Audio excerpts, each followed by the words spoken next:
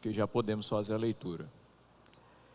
Diz o texto: palavras que Amós, criador de ovelhas em Tecoa, recebeu em visões a respeito de Israel, 2 anos antes do terremoto. Nesse tempo, Uzias era rei de Judá e Jeroboão, filho de Jeoás, era rei de Israel.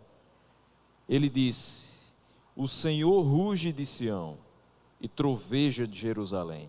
Secam-se as pastagens dos pastores e murcha o topo do Carmelo. Vamos orar. Senhor nosso Deus, nós te agradecemos por aqui ter chegado, te agradecemos pelos livramentos de todo esse dia, por ter nos protegido do mal e nos dar agora a oportunidade de meditar na tua santa palavra.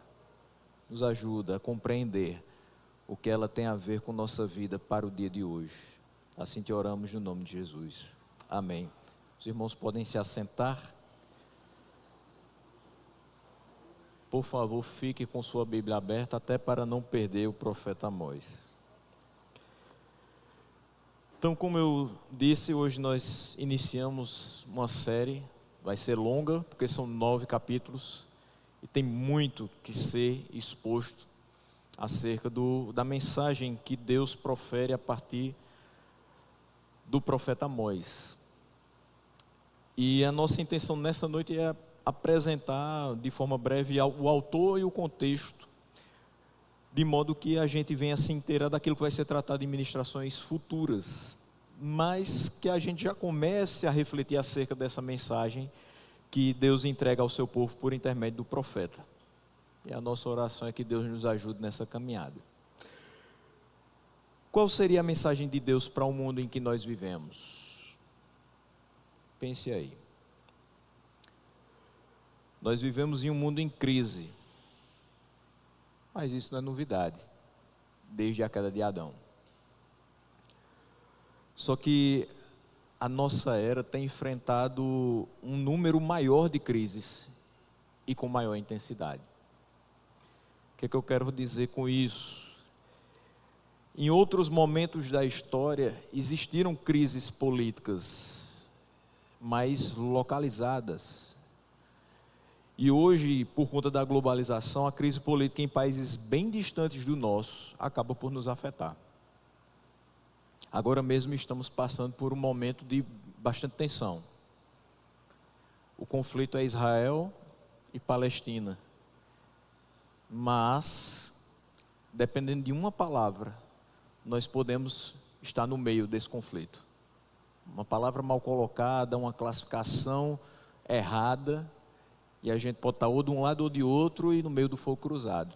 E veja que a gente aparentemente não tem nada a ver com isso. Não só isso, a crise moral campeia, principalmente nos países ocidentais. Eu falei agora de um conflito mais oriental, mas a crise moral de lá para cá, onde nos engloba também, é terrível. Vocês devem ter acompanhado que a França colocou no seu artigo 34º da Constituição que até 14 semanas a mulher pode abortar o filho que está esperando, sem motivo aparente, sem que seja necessária uma justificação tão profunda assim. Países aqui próximos de nós aprovaram até com mais tempo. Por exemplo, na Colômbia são 24 semanas. Há uma proposta no nosso país para que, dependendo da situação, isso possa ser estendido até o 9º mês, ou seja, prestes a acontecer a concepção. Isso é fato de que nós estamos moralmente muito caídos. O mundo no geral está sem freios. Pelo menos o mundo que não se chama pelo nome do Senhor. Porque nós ainda somos refreados pelo Espírito que habita em nós. Por isso não fazemos as maldades que eles fazem. Cristãos são presos, cristãos são mortos, não somente em países de regime totalitário, mas onde há a influência do islamismo. Quando eu falo isso, é só você olhar os 50 países da lista do Portas Abertas. Você tem lá 4 países do continente americano, nenhum deles é islâmico. Mas eles são perseguidores de cristãos. E há uma crise de valores também entre os cristãos. É uma rápida e preocupante secularização. Hoje, olhando assim a grosso modo, a gente já não percebe tanta diferença assim entre quem está dentro ou fora da família de Cristo. Claro que a gente não generaliza, existem as exceções, existem aqueles que se mantêm firmes. Mas é fato que a irrelevância da igreja perante a sociedade corrupta onde ela está é preocupante, é marcante. E a mensagem de Deus por Amós ao mundo dos seus dias pode muito bem ser aplicada e é necessária também para os nossos dias. A gente vai perceber isso ao longo do tempo. Mas eu quero situar vocês com relação ao contexto histórico. Então, o reino já havia se dividido. E tanto a porção sul quanto a porção norte estavam desfrutando de uma grande prosperidade do ponto de vista material. Não só isso, eles também tinham prosperidade do ponto de vista político e militar. Então eles estavam ricos e se sentiam seguros. Era também um período de idolatria. Era um período de vida desregrada, de imoralidade, de corrupção, dos processos jurídicos e de opressão aos pobres. Algo parecido com os nossos dias? Certamente. A decadência moral do povo se deu simplesmente pelo afastamento do culto a Deus. Se nós percebemos que a nossa sociedade está em decadência moral, certamente ela não tem dado o devido valor ao culto a Deus. Certamente ela não tem se voltado ao Senhor como assim deveria. E por mais que o IBGE a cada período de tempo faça um novo censo e perceba que há mais pessoas se dizendo evangélicos, mas não há impacto. Se não há impacto, de que vale a quantidade? Nunca foi tão importante a frase: nós não estamos procurando quantidade, e sim qualidade. Porque é óbvio que nós queremos templos cheios, é óbvio que nós queremos pessoas batendo nas portas das igrejas e se entregando ao Senhor. Mas nem sempre é isso que acontece. Nem sempre elas estão se entregando ao Senhor. Às vezes elas estão vindo aos templos, buscando os seus próprios interesses. E aí eu lembro do texto de Paulo em 1 Coríntios 13, dizendo que o amor não busca os seus próprios interesses. Então, se eu digo que eu amo a Deus, eu busco a vontade de Deus, e não a minha vontade. Eu chego aqui dizendo: Senhor, toma conta da minha vida, faz o que tu quiseres, e expressa para mim qual é o talento que o Senhor me deu, qual é a capacitação que o Senhor me deu para trabalhar para o teu reino. E não: Senhor, eu quero isso e aquilo outro. O povo estava num caminho de idolatria, de apostasia, de abandono dos desígnios de Deus. E como a gente às vezes perde o entendimento do que é idolatria. A gente acha que porque não adora imagens, não é idólatra. Mas às vezes o nosso trabalho é o nosso ídolo. A nossa conta bancária é o nosso ídolo. A nossa posição social pode ser o nosso ídolo. a nossa família pode ser o nosso ídolo. Enfim, tudo aquilo que nos tira o foco da adoração única e restrita a Deus vai se tornando o nosso ídolo. E esse local aqui fabrica inúmeros todos os dias. Esse povo aqui tem escutado da boca de Eliseu, no finalzinho do seu ministério, que haveria o ressurgimento do poder de Israel. Texto de 2 Reis 13, do 17 ao 19. Mas também sabia que Jonas tinha profetizado a sua restauração à glória sem precedentes desde os dias de Salomão. 2 Reis 14, 25. A nação se sentia confiante, merecedora do favor de Deus.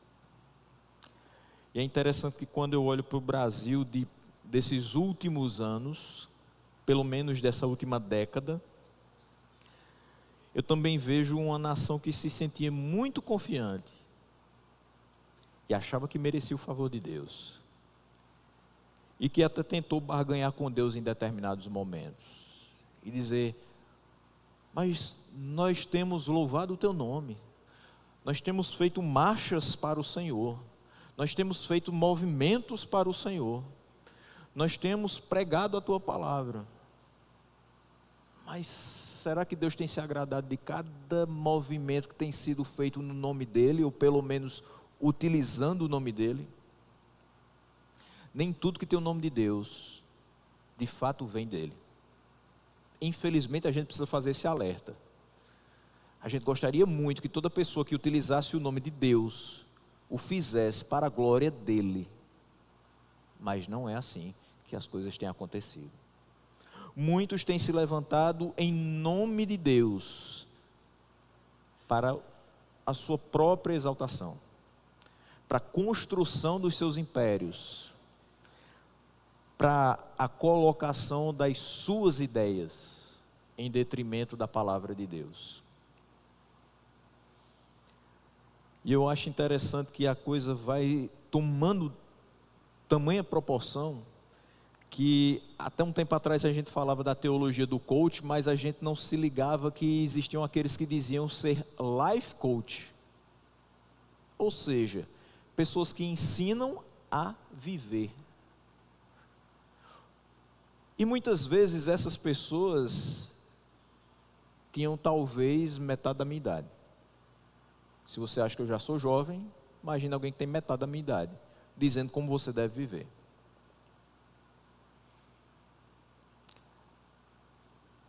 A única fonte necessária para que nós aprendamos como viver está aqui. É a palavra de Deus.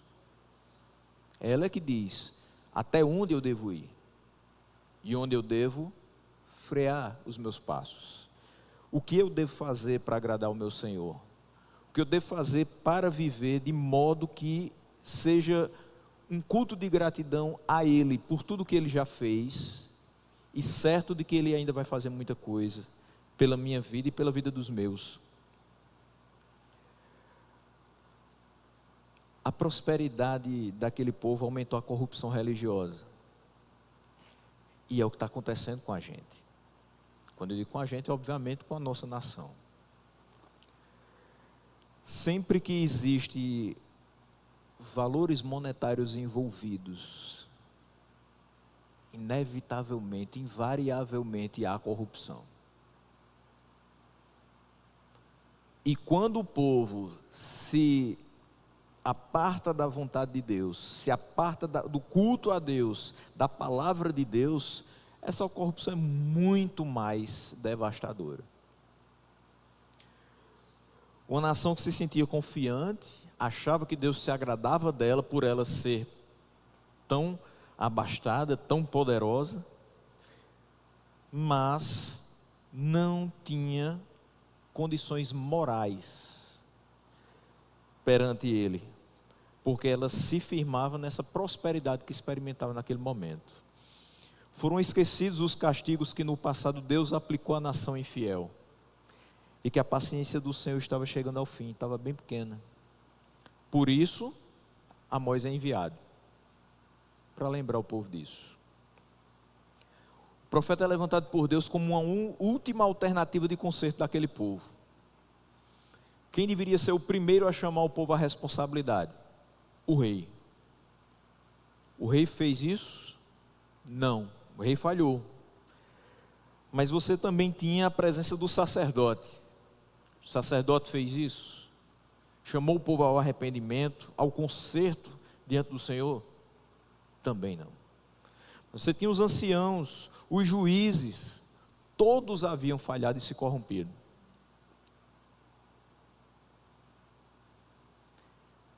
Quando a gente olha para isso aqui, é inevitável fazer comparações. Aqueles de quem a gente espera um modelo, uma referência, boas atitudes, lisura nos processos, não há. Como é que a gente vai confiar nessas pessoas?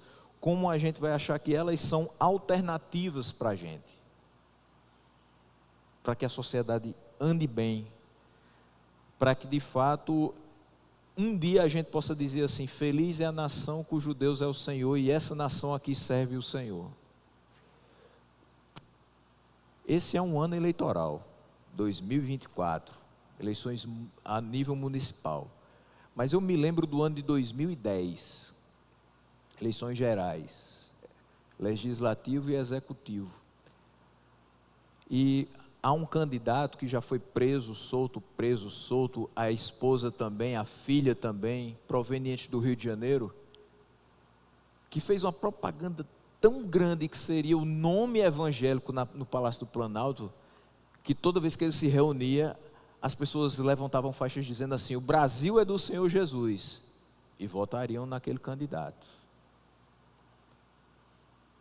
Só que tem uma coisa: por mais que a situação seja caótica, Deus continua reinando do seu alto e sublime trono. Deus continua no controle de todas as coisas. Pode falhar o rei, pode falhar o sacerdote, os anciãos, os juízes, pode todo mundo ter se corrompido. Ele entra em ação e levanta aquele que vai levar a cabo a sua obra de conserto. Os judeus do Reino do Norte viviam abastados e eles não se apiedavam da situação dos menos favorecidos. Era mais ou menos o seguinte: se eu estou bem, tanto faz como está aquela pessoa. Não havia mais uma sensibilidade no tocante às necessidades do seu semelhante. E aí eu penso no primeiro domingo do nosso mês, que foi agora, faz 2 dias. Talvez você não tenha condições de trazer uma cesta básica completa para ofertar a alguém que está passando necessidade. Talvez você não tenha condição de dar muitos quilos de alimento. Talvez seja o momento da sua vida que nem trazer 1 quilo de alimento você possa. Ninguém está aqui para dizer algo de bom ou de ruim quanto a isso. A questão é que, com o passar dos anos, tem sido cada vez menos frequente manifestações de compaixão para com aqueles que têm necessidade, a não ser nesses momentos pontuais, como esse ano. Esse ano vai ter muita gente recebendo visitas. Eu espero que você não receba apenas a visita do Senhor, mas vai ter. Por quê? Porque é um momento de oportunismo. É um momento que aqueles que não se apiedam durante 3 anos, agora vão querer dizer: eu me importo com você, eu trouxe alimentos para você. Mas essas pessoas que não olhavam para a situação do menos favorecido, também não estavam olhando para a própria situação. Porque se havia aqueles que não tinham o pão do seu dia de maneira abundante, aquelas pessoas estavam rejeitando com a sua atitude, com o seu comportamento, o pão da vida. Amós é chamado a pregar numa sociedade materialista, em que a vida das pessoas girava em torno de fazer negócios e satisfazer as suas vontades. Quando você recebe o seu salário, e hoje é dia 5, boa parte já recebeu, ou está prestes a receber. Qual a primeira coisa que você pensa? Nos boletos, sempre vitoriosos, porque eles vencem. A gente pode ser derrotado, mas eles vencem no dia certo. Você pensa nos boletos, você pensa nas contas que vai poder fazer com o dinheiro que entrou, nas próximas contas que serão feitas. Você pensa nas questões mais frívolas, nos supérfluos que você vai poder adquirir com aquele dinheiro? Ou você pensa em separar aquilo que deve ser devolvido ao Senhor e naquilo que pode ajudar o seu semelhante?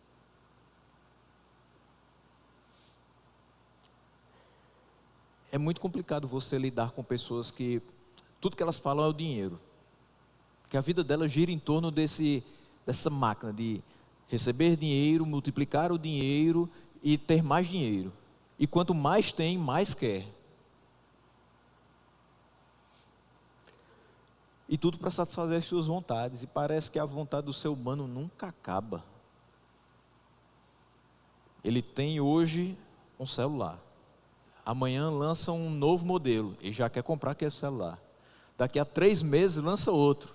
E ele vai querer vender um para comprar o outro, e assim vai. E não dá vencimento. E sabe quantas vezes ele fica feliz depois de todo esse processo? Nenhuma. Porque ele vai vendo que o vazio vai se aprofundando. Os irmãos sabem que eu trabalho em escola.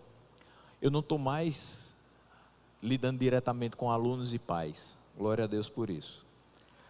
Porém, ainda continuo vendo situações bem difíceis. Eu fui chamado para conversar com um aluno semana passada. E minha diretora olhou para ele e disse assim: se abra, ele é pastor. Olha a responsabilidade, né? Pode contar para ele, eu confio nele, ele não vai passar para ninguém, porque ele é pastor. Sou mesmo, pode falar. Obviamente eu não vou dizer o que aconteceu com ele, porque eu prometi, né? Mas uma palavra me chamou a atenção na fala daquele menino, de 11 anos, vazio. Ele é extremamente inteligente. As palavras que ele usou, eu acho que com 11 anos eu não usava. Vazio. Como é que uma criança de 11 anos se sente vazio? Não é duro isso? Aí alguém pode dizer assim: não, mas o pai deu celular, deu um tênis novo, o material dele está completo, roupinha boa, o carrinho vem deixar, vem buscar. O que é que falta para esse menino? O vazio do coração dele é exatamente do tamanho de Deus. O que falta para ele é Deus. Se ele se satisfizer em Deus, não vai haver mais espaço para ele sentir vazio. Então essas pessoas aqui tinham dinheiro, conseguiam fazer as suas vontades, mas eram vazias, no fim das contas.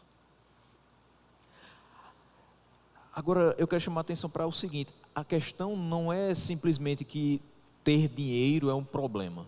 Não, ter dinheiro não é problema não. A quantidade de bens que eles tinham não era um problema, mas é a forma como eles tinham conseguido esses bens, à custa de corrupção, de suborno dos seus magistrados, além de oprimir os trabalhadores no campo. Amós é um instrumento de Deus para retirar o que encobria as obras desse povo. Dizer assim: ó, vocês não estão enxergando. As pessoas acham que vocês são maravilhosos, mas eu vou fazer isso aqui, ó. Essa é a verdadeira face de vocês. Ele denuncia o pecado, chama a nação de Israel ao arrependimento e anuncia que o juízo estava próximo se eles não se arrependessem. Você queria essa missão? Pregar um povo materialista, egoísta, em si mesmado, e que certamente não ouviria o que você ia falar, mas você se levantaria denunciando o pecado deles, chamando ao arrependimento e dizendo: se vocês não se arrependerem, o castigo está bem perto. Essa era a missão de Amós. Mas quem é esse homem com essa missão tão difícil? Ele era nativo de Tecoa, e quando o pastor Rondo falava domingo à noite, citou os nobres dos tecoitas que não se envolveram, né, na reconstrução, que era liderada por Neemias. Então eu fiquei maravilhado, porque iríamos citar isso aqui. Então ele era justamente dessa cidade, chamada Tecoa, 19 quilômetros ao sul de Jerusalém e 8 ao sul de Belém. Ele era um pastor, um pequeno agricultor. Ele tratava de um pequeno rebanho e de uma colheita de sicômoros, figos silvestres. Por causa das suas boas terras pastoris, Tecoa sustentava muitos pastores com os seus rebanhos. Amós, então, era uma pessoa que não era afeita à teologia. Ele diz no capítulo 7, no versículo 14, que ele não era um profeta profissional, por assim dizer, que ganhava vida com o ministério. Ele não se dedicava a estudar a palavra de Deus. Ele respondeu a Amazias: eu não sou profeta, nem pertenço a nenhum grupo de profetas, apenas cuido do gado e faço colheita de figos silvestres. Quando ele diz isso, ele está querendo dizer o seguinte: olha, eu não sou de linhagem profética, eu não sei muito a respeito da palavra, eu só cuido do gado, provavelmente esse gado nem dele era, e faz colheita de figos silvestres. Ou seja, a vida dele era do campo, era um trabalhador do campo, não era alguém rico. Quando ele liderava o rebanho, o chamado de Deus ao ministério profético foi ouvido por ele. Ele diz no versículo 15: mas o Senhor me tirou do serviço junto ao rebanho e me disse: vá, profetize a Israel, o meu povo. Se você ainda tem dúvida que você pode ser chamado por Deus, independente da sua condição ou da sua qualificação teológica, está aqui a resposta. Tem gente que diz: mas eu acho que Deus não vai me chamar para pregar a palavra porque eu venho de longe.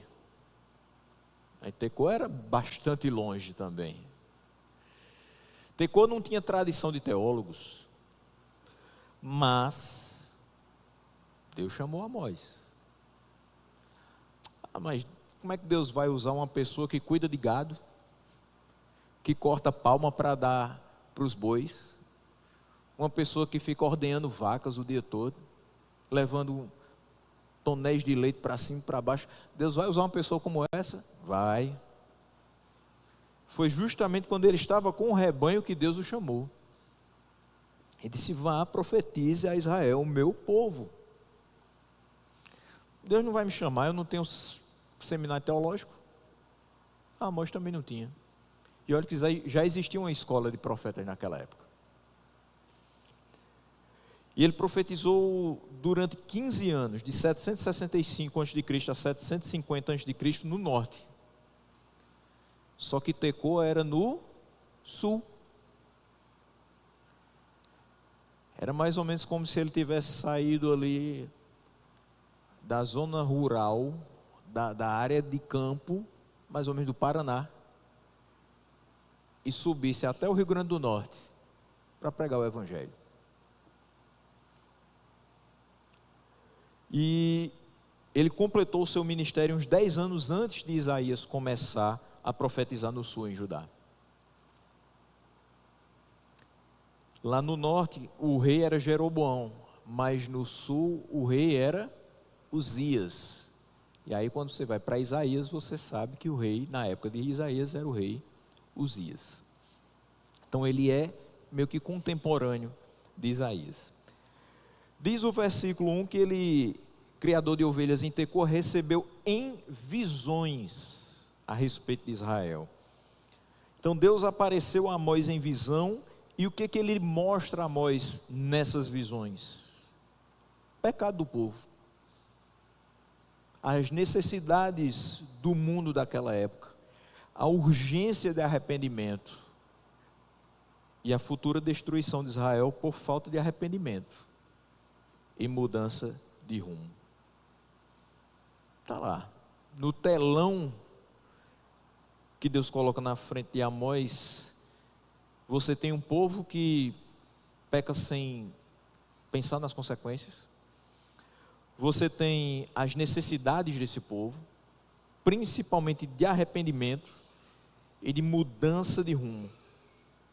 Quando a gente lê a respeito de mudança de rumo, a gente está falando de conversão. A autoridade desse livro é conferida justamente pelo fato de Amós ter recebido de Deus, em visão, essas palavras. Muita gente fala, a Bíblia é um livro escrito por homens. Claro, essas aqui são palavras de Amós, mas ao mesmo tempo são palavras de Deus. Amós se compadecia da situação dos pobres e da opressão sofrida por muitos em Israel, principalmente os que trabalhavam no campo, porque ele era um que trabalhava no campo.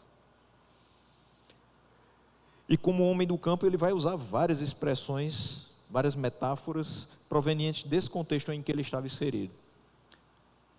Isso é muito interessante, porque a gente pega, dentre os escritores da Bíblia, pessoas que eram muito letradas. Paulo chega a ser tão erudito que Pedro diz que as coisas que Paulo escreveu eram muito difíceis de serem compreendidas. Mas você também tem Amós, que vai utilizar de uma linguagem mais simples. Porque Deus utilizou-se desses homens, também respeitando as suas individualidades, e utilizando cada uma delas para atingir o povo da época. Então, nesse contexto campestre, de agricultura e de pecuária, nada melhor do que pegar um trabalhador do campo, que entendia a situação do trabalhador oprimido do campo, para poder falar para eles que, por exemplo, aquela opressão significava o afastamento dos seus patrões da palavra de Deus, que se eles compreendessem o que Deus quer de nós, eles não nos tratariam daquela maneira. Da mesma forma, não haveria a corrupção tão alastrada quanto existia na época. Um exemplo das metáforas que Amós vai utilizar está aqui, no versículo 2, quando ele fala do Senhor como um leão. Então as pessoas compreenderiam, porque elas já tinham visto leão. Elas sabiam como o leão atacava a sua presa. E sabiam quão estrondoso era o rugido do leão. Por isso, ele se mostrava a pessoa mais adequada para entregar essa mensagem para ser proclamada ao povo de Israel. E ele recebe essas palavras 2 anos antes do terremoto. Quando o texto diz isso, 2 anos antes do terremoto, você deve se perguntar: que terremoto? Por que é importante que Amós fale aqui desse terremoto? O que ele tem a ver com uma situação em que o povo está desobediente e está prestes a receber o juízo do Senhor se não se arrepender? Segundo parece, esse evento teve uma grande intensidade e ele é lembrado tempos depois, muito tempo depois, e é mencionado em Zacarias 14:5. O que Zacarias fala? Vocês fugirão pelo meu vale entre os montes, pois ele se estenderá até Azel. Fugirão como fugiram do terremoto nos dias de Uzias. Então aqui, ele recebe as palavras do Senhor 2 anos antes desse terremoto, ainda no tempo de Uzias, tempo em que ele profetizou. E ele diz, rei de Judá, então o Senhor meu Deus virá com todos os seus santos. Então a referência ao terremoto leva a crer que Amós considerava esse terremoto uma confirmação divina das palavras de juízo. Então, 2 anos antes desse terremoto, ele recebe as palavras e ele alerta o povo. De certa forma, esse povo não se arrepende na sua totalidade. E o que sobrevém sobre aquela terra? O terremoto. São 2 anos depois. É pouquíssimo tempo. Mas é um tempo suficiente para que as pessoas acordem e se arrependam. Você concorda comigo que uma vida toda de pecados pode ser transformada em um dia? Através da pregação de um texto? E que, num instante, o Espírito Santo pode transformar o coração daquela pessoa e ela se arrepender dos seus pecados e de uma vez por todas ser salva? Não precisa de 2 anos.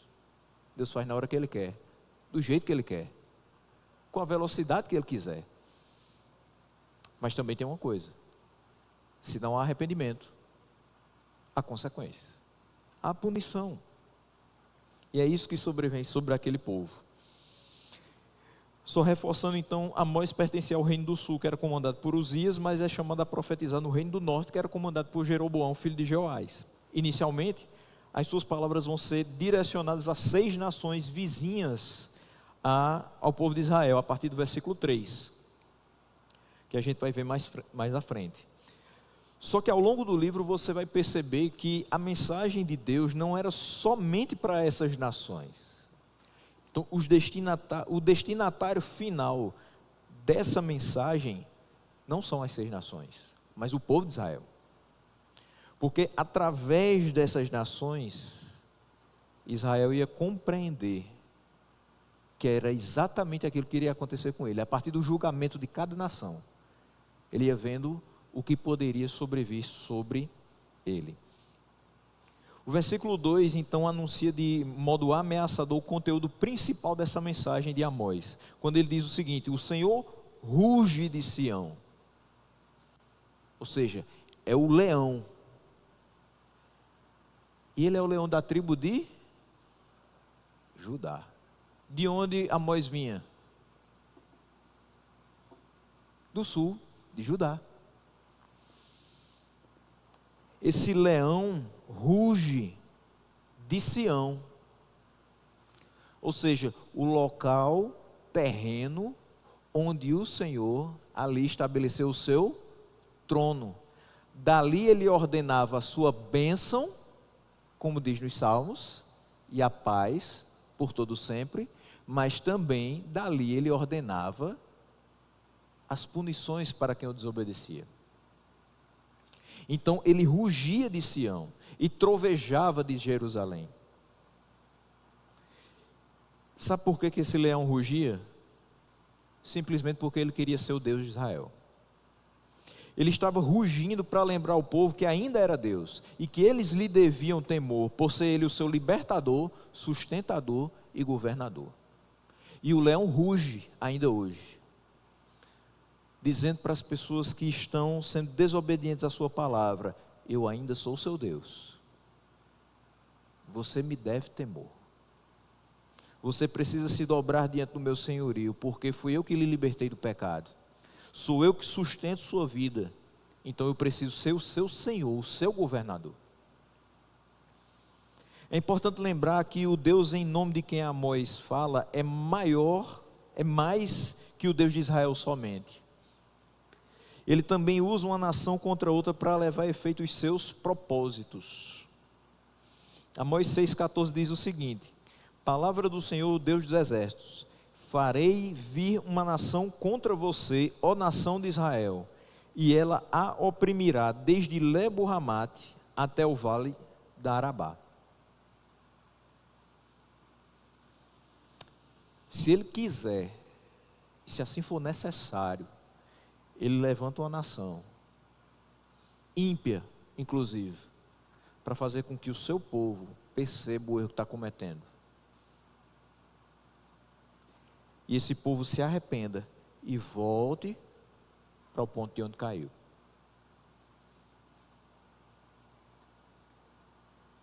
O Deus em nome de quem Amós fala é o grande rei que governa todo o universo. Amós 4, versículo 13.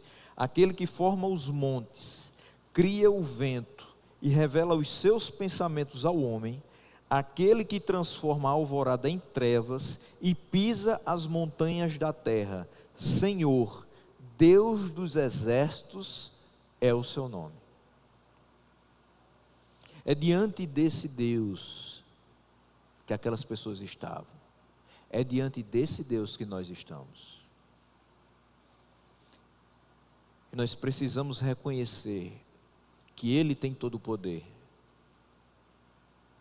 Não só com relação aos problemas e ao caos que está instalado nesse mundo, mas Ele tem todo o poder sobre a nossa vida. Porque às vezes a gente só quer olhar para o que está dando errado lá fora e dizer assim: o Senhor tem poder para mudar aquilo, mas a gente mesmo não tem convicção de que Ele tem poder para mudar os problemas da minha vida, que não são poucos.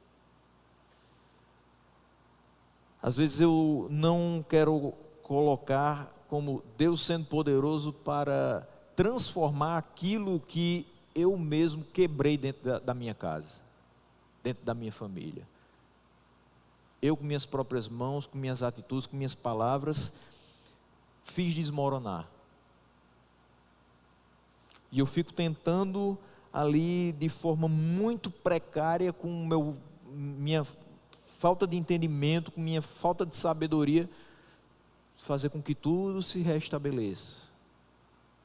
Mas não se esqueça, só quem pode trazer a harmonia, a paz e o entendimento entre as pessoas, entre as nações, é Deus. Por ser totalmente soberano, Ele tem em suas mãos a história e o destino de todos os povos. Todos os povos. Israel precisava saber que Ele era o Senhor do seu futuro, mas também era Senhor sobre tudo e tinha propósitos e interesses que ultrapassavam e muito as fronteiras daquela nação eleita. Eles precisavam se lembrar não somente dos compromissos que Deus assumiu com eles, segundo a aliança, mas também das questões que eles assumiram diante de Deus. Isso também se aplica a nós. É importante que à medida que nós observemos e meditamos nas palavras desse livro, nós também lembremos que assumimos compromissos diante de Deus. E que a gente busque honrar cada palavra que dirige a Ele, sendo fiéis em tudo, porque Ele assim tem sido para conosco. De Sião ruge o Senhor, troveja de Jerusalém, e o texto termina dizendo: secam-se as pastagens dos pastores e murcha o topo do Carmelo. O que ele está querendo dizer com isso? Que desde a porção mais seca do país até a porção mais verdejante, o castigo do Senhor será sentido como uma seca severa que devastará a terra inteira. A pergunta é: quando existe numa nação o que estava existindo com esse povo aqui, só quem sofre são os ímpios? Não, todos sofrem, todos. A gente não está numa bolha, não. A gente faz parte desse local. Só que às vezes parece que a gente quer viver nessa bolha e dizer: se acontecer algo de errado, não vai recair sobre mim, porque eu sou povo de Deus. É certo, mas vai recair sobre você. Porque da mesma forma que a chuva cai sobre o ímpio e sobre o justo, a seca vem para o ímpio e vem para o justo. E nem sempre esse justo está sendo tão justo assim. É óbvio, meus irmãos, o preço foi pago na cruz pelos nossos pecados. Mas os nossos atos têm consequências. A nossa desobediência tem consequências. E nós não podemos querer estar isentos dessas consequências, que elas não nos atinjam. Uma vez que a gente faz, a gente vai receber. Nenhuma condenação há para os que estão em Cristo Jesus. Mas todos os dias nós temos aflições nesse mundo. Todos os dias. Eu quero terminar só fazendo menção de 4 questões a respeito desse texto. Primeiro, Deus tem uma aliança conosco. Isso é fato. Isso nos conforta. Mas é preciso lembrar que esse compromisso não é unilateral. Não é só Deus que tem um compromisso com a gente. Não é só Deus que tem algo a nos oferecer nessa aliança. Ele nos oferece proteção, sustento, nos guia com a sua destra fiel. Mas importa que nós lembremos de que temos um compromisso com Ele. Principalmente de amá-lo acima de todas as coisas e obedecer às suas ordenanças. Vamos tentar ser melhores nisso? Segundo, nós não podemos deixar que as fases de prosperidade material e relativa segurança física nos façam esquecer de quem realmente nos protege, que é o guarda de Israel. Eu via um vídeo ontem, e isso muito me chamou a atenção, com relação ao nosso país e a forma como ele tem sido procurado por outros países para investimentos. Antes da pandemia, estávamos em 9º lugar. No pós-pandemia, em 7º lugar. E esse ano nós estamos ocupando 14º lugar. E é a primeira vez em 10 anos que o Brasil não ocupa o top 10 do ranking. Quando a gente estava na prosperidade material, será que a gente buscou tanto a Deus para que não viesse agora um momento em que a gente caiu exatamente o número de posições que estava à frente? Será que o fato de não termos guerra civil dentro do nosso país, bem entre aspas, né? Porque no Sudeste de vez em quando explodem mini-guerras em locais muito perigosos, mas não temos um momento de guerra espalhado, nem aqui e nem próximo a nós. Será que isso faz com que a gente não procure a proteção do Senhor para as nossas vidas? Por entender que tem uma segurança física relativamente boa? Que a gente não se esqueça de orar ao Senhor pedindo misericórdia pelas nossas vidas, para que de fato nada de mal nos aconteça, porque está cada dia caminhando para que a gente se envolva em coisas que a gente não gostaria, e que a gente enfrente momentos que a gente também não gostaria de sentir, mas é meio que inevitável, porque isso acontece em todo mundo. Onde a corrupção existe, onde a desobediência à palavra de Deus existe, onde a desvalorização dessa palavra existe, dificilmente as coisas estão em paz. Não é lícito, em terceiro lugar, o povo de Deus viver na prática da imoralidade e da corrupção, seja em que área for, porque é certo que o juízo de Deus recairá sobre quem as pratica. Acho que é autoexplicativo. Quarto e último ponto, estejamos sempre com os ouvidos abertos às palavras de Deus a nós ministradas. E não cessemos de meditar nas Sagradas Escrituras, a fim de nos conduzir de modo que as nossas ações resultem na satisfação do Senhor e não no seu repúdio a nós. Nós somos o povo de Deus, e essa mensagem de Amós é para o povo de Deus. Ele é levantado para isso. E hoje nós somos chamados a também falar ao povo de Deus. Em que sentido? de que nós caminhemos de modo digno do evangelho que nos foi pregado, de que nós caminhemos de acordo com aquilo que é estabelecido nas Escrituras, de que nós caminhemos de modo agradável aos olhos do Senhor, de que nós busquemos a santidade, sem a qual ninguém vai ver a Ele. Nós não podemos nos acostumar com o que é errado. Nós não podemos nos acomodar ao curso desse mundo. Não podemos ver o errado como certo e flexibilizar aquilo que Ele estabeleceu muito antes da gente chegar nesse mundo. O que a gente precisa fazer é voltar às Escrituras. E não precisamos de uma nova reforma. Nós precisamos de uma reforma diária no nosso coração. Então essa volta às Escrituras precisa ser todos os dias. No nosso quarto, na nossa mesa, no nosso trabalho, andando e guardando, memorizando essa palavra. Guardemos a palavra do Senhor no nosso coração. Para quê? Para não pecar contra Ele. Que Ele nos abençoe no nome de Jesus.